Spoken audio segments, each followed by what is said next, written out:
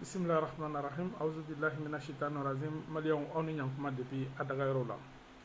On a bon maquet de Moutou Bavier Dambélé depuis Paris. Aujourd'hui, nous sommes le 23 août 2022, précisément 23h pile.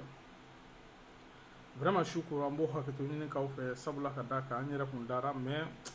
n dɛsɛlen bɛ ka sunɔgɔ n ko fo n ka wuli ka nin intervention kɛ parce que n y'a ko ja dɔw ye bi depuis kunu a kumaw bɛ sen na bi ko ivoiriyɛnw ye délégation dɔ wuli ka bɔ Côte d'Ivoire société civile an'u ka diinɛ ɲɛmɔgɔw ko kana an ka diinɛ ɲɛmɔgɔw kuma ɲɔgɔnya ko ka taa delili kɛ u ka sabali ni ko in tɛ delili ko ye diinɛ ko tɛ wa société civile ko tɛ nin ye jamana ni jamana de ye jamana marabagaw de bɛ nin ɲɛnabɔ u ni ɲɔgɔn cɛ n y'a min fɔ n ka video tɛmɛnen na soit Asimi ye tiɲɛ fɔ walima Asimi ye nkalon tigɛ voilà soit Alasani ye tiɲɛ fɔ walima Alasani ye nkalon tigɛ dɔ de bɛ jɔn ko Ala fɔ minɛ Asimi diinɛmɔgɔw ma dɔgɔya tɛ société civile ma dɔgɔya tɛ mais kanu bila dɛ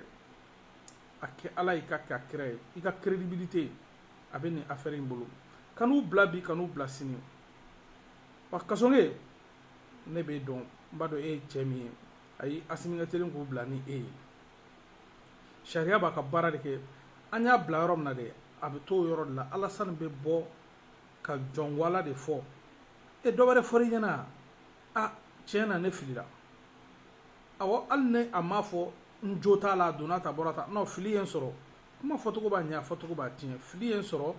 vraiment a ɲɔgɔnna wɛrɛ tɛna kɛ Asimi bɛ garantie jumɛn nɔfɛ parce que an bɛɛ b'a dɔn ka fɔ an ni mɔgɔ minnu bɛ ɲɔgɔn na k'u bɛ to Alasani de fɛ yen k'u to Alasani bara de k'u to Niger k'u to Burkina k'u to Côte d'Ivoire de u ka avion bɛ wuli yen nɔ de ka Mali sɛgɛrɛ n'u ka kuntanko ninnu ye k'i k'o layidu de taa ɲɛ k'a fɔ u t'u servi e bara la ka na ko wɛrɛ kɛ anw fɛ yen kana bin anw ka jamana kan ou bien kana janfa ta ka se anw ma ne ko k'e tɛ se k'o fɔ ayiwa an kɔni y'u minɛ n'i bɛ se i bɛ n'u nɔfɛ delili in o t'a ɲɛ koyi delili ko tɛ nin ye parce que u kun nana an ka fanga ɲɛmɔgɔw fagali de kama o de fɔra an ɲɛna wa an bɛ da o de fɛnɛ la n'i b'a dɔn k'u mana o kama e dun b'a dɔn sɛbɛn jɛlen tɛ i ko k'u nana mɔgɔ minnu ka sababuya la olu yɛrɛ ko k'u mana olu ka sababuya la bi u mana u ka sababuya la sini nin ko in jabajɛlen don koyi mais kalabanci wallahi a bɛ f'o kɔ o tɛmɛnen kɔ ka bɔ yen min jɔrɔ bɛ n na n ɲɛ b'a la transition in soutenibagaw a ye ɲɔgɔn tanni dabila a ye ɲɔgɔn kɔrɔmatigɛli dabila vraiment n bɛ ka ko dɔw ye a cɛ man ɲi a ma bɛn a tɛ bɛn n ma quoi parce que je préfère o de la n tɛ tɔgɔ fɔ kɛ bɛɛ b'i yɛrɛ ye ni kuma bɔra ka bin bɛɛ b'i ka faamuyali ta sɔrɔ a kɔnɔ maliyɛnw fana ye hakilimaw de ye u b'a dɔn n bɛ fɛ ka min fɔ ni an bɛɛ ko k'an bɛ transition soutenir k'an bɛ Mali ko de la i y'a faamuya b'a la donc moi je pense que karisa tun bɛ transition contre la a seginna ka na wa a tun b'a la a taara wa an ka nin bɛɛ to yen an bɛ wagati min na le moment est crucial an ka essayer an k'an bolo di ɲɔgɔn ma minnu bɛ fan kelen fɛ n'an bɛ hakilina kelen na n'an b'a dɔn k'a fɔ bi anw de kan ka jamana in jukɔrɔma don anw de kan k'u dɛmɛ ni min ta tɛ wariko ye ni min ta tɛ natako ye ni min ta tɛ jɔyɔrɔko ye donc a ye ɲɔgɔn lagosi dabila a ka ɲɔgɔn tanni dabila donc an ka tɛmɛ ni transition soutenir ye bɛɛ n'i ka spécialité don bɛɛ n'i ka hakilina don an b'a ye dɔw bɛ sɔrɔsiya in ɲɛdɔn dɔw bɛ armement maîtriser wa dɔw bɛ administration maîtriser bon anw ta ye yuruguyurugu kɛlɛli ye parce que an b'a dɔn k'a fɔ jamana in ciyɔrɔ bɔra zone de la Mali cadre billahi à 80% non kabako don olu yɛrɛ de ye papier dilan tellement que u bɛ se kalabanciya la ka jamana in dafiri Asimi kan ka ɲɛsin yɔrɔ in de ma an ka jɛ k'an fanga kɛ kelen ka jamana in bɔ bolo la sinon a diyara bɛɛ ma Mali ka plainte min donna Nations Unies na ayiwa maliyɛnw daɲuman dajugu an ka dugawu kɛ jamana in ye an ka dugawu kɛ jamana ye Ala k'a kunkɔrɔta a n'a sewa Ala k'a di Mali ma ni kɔni ye Mali kariyalen ka Conseil des Nations Unies de sécurité disons Conseil de sécurité saisi a tiɲɛ yɛrɛ la i b'a dɔn k'a fɔ o tɛgɛ bɛ kisɛ kan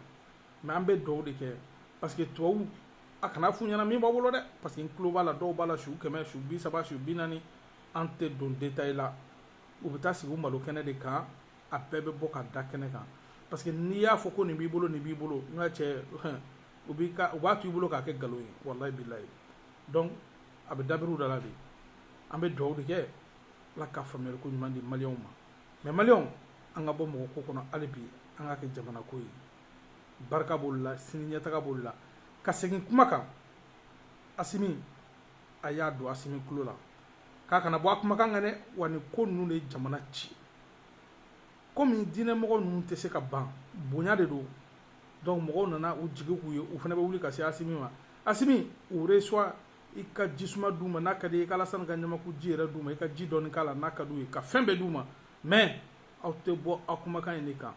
n'aw bɔra nin kan wallahi billahi Tchadiyɛnw fana bɛ dɔ bila ka na awɔ siɲɛ wɛrɛ ta u bɛ kɛ Nigériens ye wa u bɛna delili kelen kɛ a b'u bila koyi n'a fɔlɔ jara a bɛ dafa 2 la soit Alasani bɛ bɔ ka jɔn ko Ala fɔ soit u tɛ bila n'a bɛ se ka min kɛ a b'o kɛ an bɛɛ b'a ye n'a da jara min na jeliw b'o mabalima jeliw ma dɔgɔyama tɛ dɛ kuma n'a fɔcogo de don ala ka faamuyali ko ɲuman d'an bɛɛ lajɛlen ma jamana in ala ka sankɔrɔta a janfabagaw a zon a namaratɔw a yuruguyurugumɔgɔw ala k'u barika ban ala y'a dɔn ko anw de ye finman ye k'anw sɔn dugujukɔrɔ nafolo la kalabantiya gamu yɛrɛ la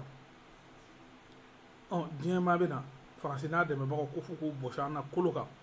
a ko bɛɛ jɛyara bɛɛ ma sa mais kalabantiya o b'i ban ka faamu hali bi mais maliyɛnw n b'aw deli nin yɔrɔ in yɛlɛko yɛrɛ bɛ na wallahi n b'aw deli a y'a kɛ ala y'a ka kira ye ni politiki mɔgɔ sera aw ka kare kɔnɔ aw ka duw kɔnɔ aw ka radio sow la télévision sow la aw y'u ɲininka ko ne ko a faransi ko in bɛ cogo di a kana su ka wuli dɛ f'u ka dɔ fɔ de wallahi billahi maloya ani ninnu caman bɛ yen u ma si so kelen kɔnɔ n'a fɔra ko politiki mɔgɔ a bɛ bɛɛ ta bɛɛ tɛ dɔw bɛ yen billahi n'olu tun b'u yɛrɛ bolo bi u tun bɛ kuma mali ko in na bɛɛ bɛ bɛɛ dɔn sa o mais k'a ye jamana bɛ dafiri k'a ye k'a fɔ bɛɛ bɛ k'a fɔ prévu bɛ yen ko tubabuw de nɔ don prévu bɛ yen karisa de don mais hali sini u tɛ sɔgɔsɔgɔ ka bɛn n'o ye hali bi u b'a la de élection awɔ minnu bɛ taa ɛji la minnu bɛ don ta minnu bɛ bɔ ta cɛ a ye maloya dɔɔni sa a ye maloya bilayi ne yɛrɛ maloyara o place la o k'e ye politiki mɔgɔ ye e bɛ fɛ ka jamana jɔ jamana bɛ ka dafiri mɔgɔ minnu fɛ e tɛ se k'olu tɔgɔ b'i da kɔnɔ olu de ye fa ye olu de ye ba ye maliyɛnw wallahi n'a ye dɛrɛmɛ don ni politiki mɔgɔw la maa m'aw fa a y'aw yɛrɛ fa wa salamu aleykum